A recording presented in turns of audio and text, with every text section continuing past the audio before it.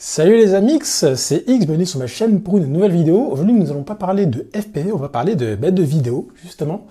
Voilà, on ne va pas parler que de FPV sur cette chaîne. On ne parle pas que de... Voilà, ça ce sont les aléas du direct. Voilà, là, le ring light que je vais vous présenter dans une vidéo à venir vient de se casser la gueule parce que je l'ai mal accroché. Voilà, mais voilà, mais ça vous montre que ce sont des vidéos... comment dire, c'est pas du fake, nous on est là, on est dans le real, ok, on est dans le n'importe quoi, c'est du grand n'importe quoi. Bon, je vais essayer de refixer tout ça, là, on va repartir, parce que là, c'est pas possible. En tout cas, la lumière de ce petit ring light est vraiment stylée. C'est vraiment méga stylé. Veuillez m'excuser pour cette petite interruption. Donc, je ne regarde pas l'objectif parce que j'essaie de regarder si tout est bien écalé, etc. C'est pas forcément très évident. Donc aujourd'hui on va parler de vidéos. Je vais essayer de vous donner dans une série de vidéos les clés pour faire de belles vidéos. Ça fait beaucoup de fois que je prononce le mot vidéo dans cette vidéo. Ça fait peut-être un petit peu trop. Je ne fais que des rimes en haut. Je sais, je suis très chaud. Mais ce n'est pas le sujet de cette vidéo. Le but n'est pas de vous apprendre à rapper. Non, le but est de vous donner quelques tips. Alors il faut savoir que je suis vidéaste, un professionnel depuis maintenant 12 ans. Voilà, je vis de ça. Je fais principalement du corporate, de l'événementiel. Je fais un peu de télé aussi, ça m'arrive de travailler un peu en télé. J'ai fait du documentaire. Je fais un petit peu de fiction et surtout pas mal aussi de clips vidéo, des clips musicaux, même si j'en fais un peu moins maintenant. C'est vrai que ça se voit pas forcément dans mes vidéos YouTube, mais voilà, c'est vraiment mon métier. Je fais ça à plein temps. Donc à la base, moi, mon corps de métier, ma formation, c'est opérateur de prise de vue. J'ai fait une école pour ça pendant 2 ans, qui m'a donné un diplôme d'état de niveau 3 d'opérateur prise de vue. Donc mon cœur de métier à la base, c'est la prise de vue. Voilà, c'est cadrer, prendre n'importe quelle caméra et en sortir des images. J'ai suivi ce cursus-là parce qu'en fait, à la base, je savais déjà monter, je savais déjà post-produire, donc je savais déjà faire des effets spéciaux, je savais déjà me servir d'After Effects, de cinéma 4D, j'étais autodidacte, voilà, c'est quelque chose que je faisais depuis longtemps. Donc je savais déjà tout ça, et c'est vrai que j'avais quelques lacunes en prise de vue, et donc j'ai voulu apprendre ça. Ce qui fait que maintenant, je suis, on va dire, un technicien relativement polyvalent. Donc je vous explique un petit peu les domaines dans lesquels je bossais. Et en fait, je suis soit opérateur prise de vue, soit réalisateur, soit monteur.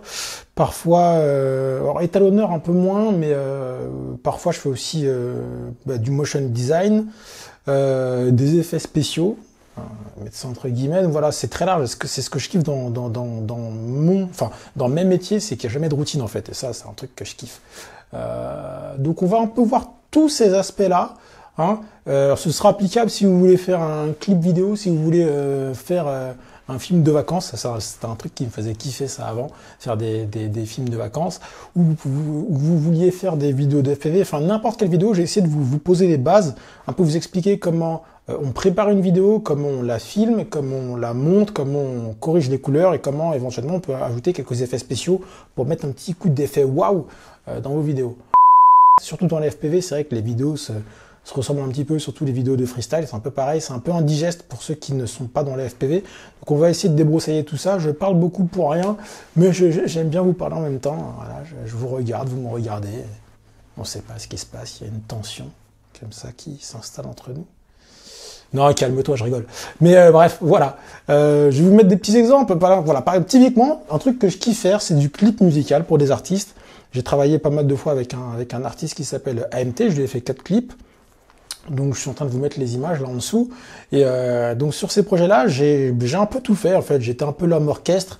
J'ai réalisé, donc j'ai tourné, j'ai monté, j'ai fait toute la partie effets spéciaux qui était super intéressante. Par exemple, voilà, c'était rajouter des éléments de décor comme des espèces de d'îles flottantes, voilà, qui volent au-dessus des protagonistes, ou incruster des graphismes sur des téléphones, faire briller les pierres, voilà, qu'elles paraissent un petit peu surnaturelles.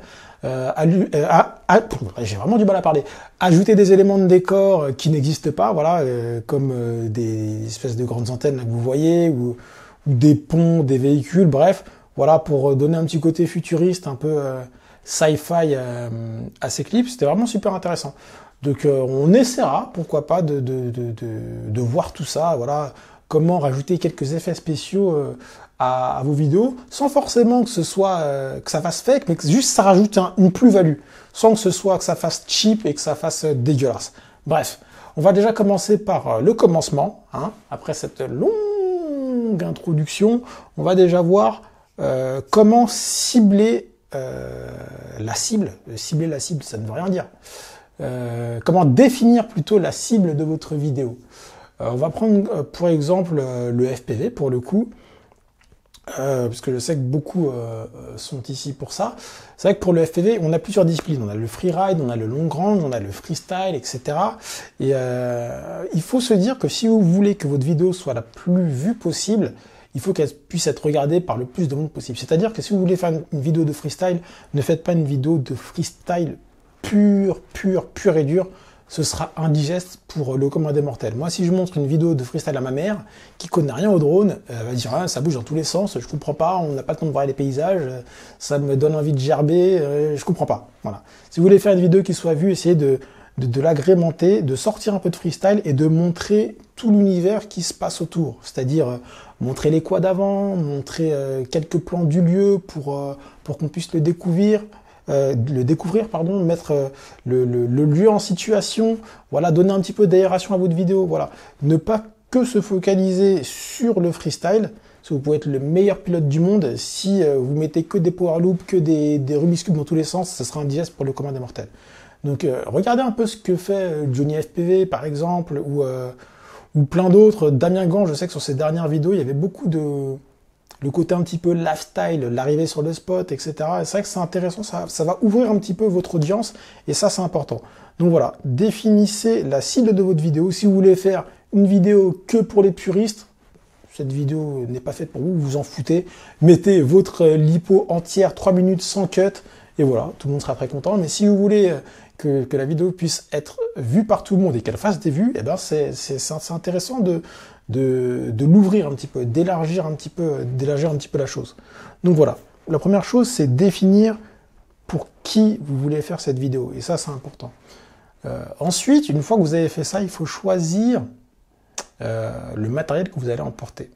Alors, la vidéo, ce qui est un peu chiant avec, c'est que le matériel peut coûter très vite, très cher, et s'équiper peut coûter cher.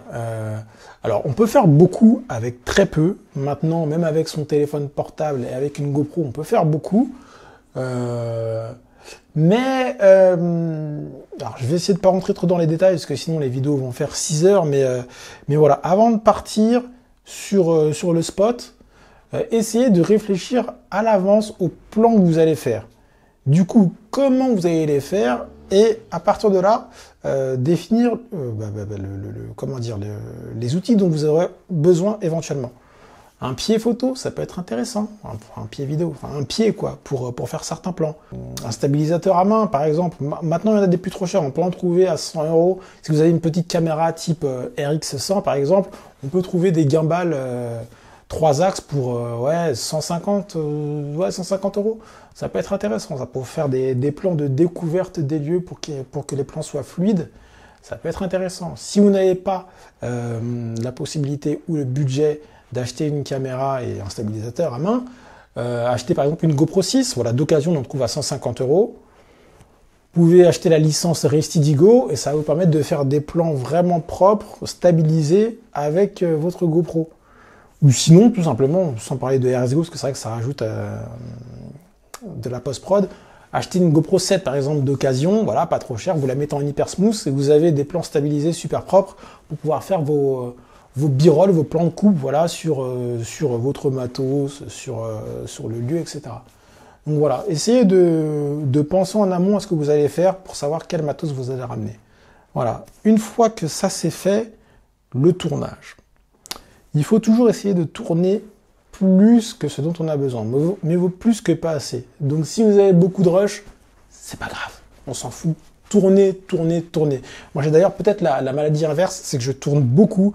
Un truc tout con, j'ai tourné plein de vidéos sur plein de sujets différents. Je dois avoir au moins, sans mentir, 30 vidéos de retard. Tout simplement parce que je tourne trop et j'ai pas le temps de monter.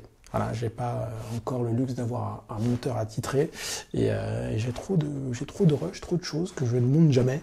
Mais mieux vaut ça que l'inverse. Hein. Vouloir faire une vidéo et se retrouver avec un manque de rush, mais vaut en avoir plus que pas assez. Voilà mes petits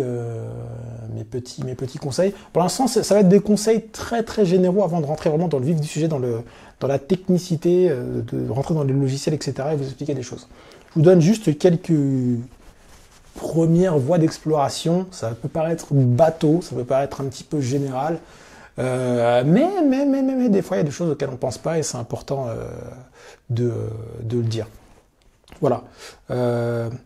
En fait, essayez quand vous voulez faire une vidéo de vacances, de FPV, de quoi que ce soit, essayez de penser vlog en fait. Essayez de penser à ce que vous aimeriez voir dans votre vidéo en tant que spectateur et essayez de ramener tout ça à ce que vous avez l'habitude de voir et ce que vous aimez regarder. C'est vraiment important. Et ça va vous permettre peut-être d'enrichir votre manière de tourner, de faire des plans auxquels vous ne penseriez pas forcément. Même des fois, on tourne des trucs, on se dit, oh, ça me servira pas. Et au final, ça sauve le cul, vraiment littéralement. Donc, n'hésitez pas à, je sais pas moi, filmer votre trajet, filmer la manière dont vous faites votre sac. Enfin, voilà. Je vous dis des trucs bateaux comme ça, mais voilà. Essayez vraiment de filmer tout ce qui est autour de l'action et tout ce qui est autour du sujet principal de votre vidéo.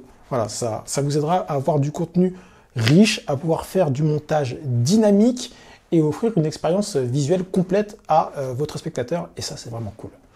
Je vais vous donner quelques exemples de ce que je faisais avant quand je prenais le temps de faire des vidéos de FPV ou des vidéos de vacances pour vous montrer un petit peu l'ambiance du truc. Voilà, comment c'est monté, comment j'amène le truc de manière à ce que la vidéo puisse être regardée par n'importe qui et que ce soit fun et que ce soit intéressant. Après, il y a un autre point, c'est la musique. La musique, le choix de la musique est très important. Et au-delà même de la musique, le choix du son, enfin, le son est très important globalement dans une vidéo. Nous, on nous disait à l'école que, en gros, une vidéo, c'était 30% l'image et 70% le son. C'est vraiment super important. Ça va orienter votre manière de monter. Ça peut être très intéressant de monter sur le rythme, par contre, mais au-delà de ça, le son de manière générale, c'est-à-dire se prendre la tête sur un sound design, sur une ambiance sonore pour immerger votre spectateur dans votre vidéo, c'est super important. J'en ai un très bel exemple, c'est la vidéo que j'ai fait sur le Cinéwhoop, là, 4K, quand j'ai démonté ma GoPro 5 et que j'ai voulu faire une petite vidéo cinématique pour montrer un peu ce que ça donnait sur un Tiny Whoop.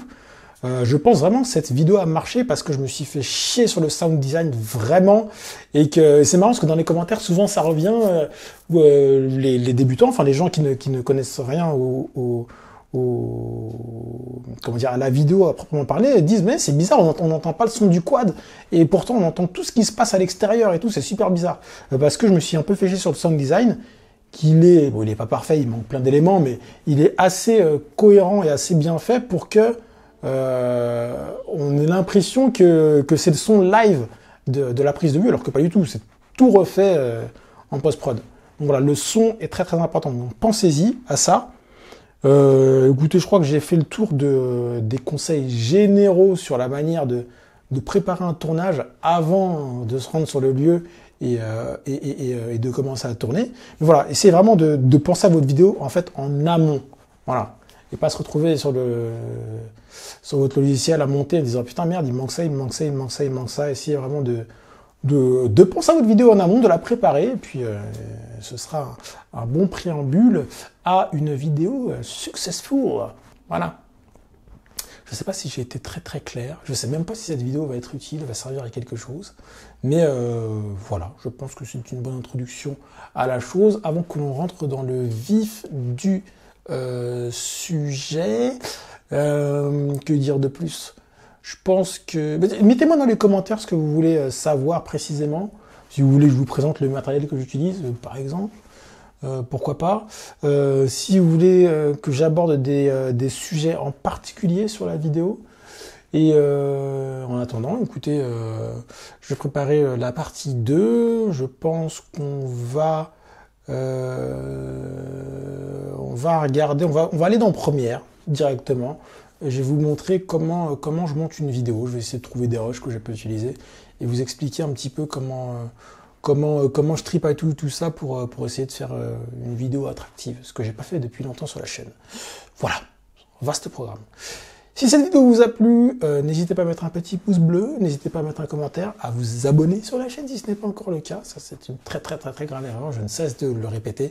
Il faut s'abonner à ma chaîne. C'est d'utilité publique. Si vous abonnez à ma chaîne, vous serez beaucoup plus beau, vous serez beaucoup plus heureux, vous serez beaucoup plus riche, vous aurez du succès auprès des femmes ou auprès des hommes, selon vos préférences, ou selon que vous soyez une femme ou un homme, enfin bref, vous aurez du succès face aux gens qui vous entourent, et ça c'est quand même plutôt cool, et vous deviendrez un pilote hors pair, un vidéaste hors pair, et vous serez tout simplement heureux. Et ça c'est pas rien. Donc abonnez-vous à ma chaîne, n'hésitez pas à cliquer sur la petite cloche, comme ça vous serez notifié des dernières vidéos, ça c'est quand même vraiment la classe, et je vous dis à très bientôt pour de nouvelles aventures. Salut! Il faut partir maintenant. Voilà. Si. Allez vite. Va qu'à tes occupations. Tu peux, tu as le droit. Je te donne l'autorisation. Je bégaye tellement, je suis ému. Et ça fait quand même un certain temps que tu me regardes. Là, c'est bon. Il faut arrêter maintenant. Regarde l'autre à côté de toi. Ou ton chat, ton chien, le plafond, tes chaussures. Je sais pas, mais il faut partir maintenant. Voilà. Vite. Vite. Et abonne-toi avant de partir, parce que je t'ai vu, toi, ton petit malin. Tu crois peut-être que je t'ai pas vu quand t'as pas cliqué sur abonner là. Allez, tu t'abonnes, et maintenant tu pars. Allez, salut. Merci.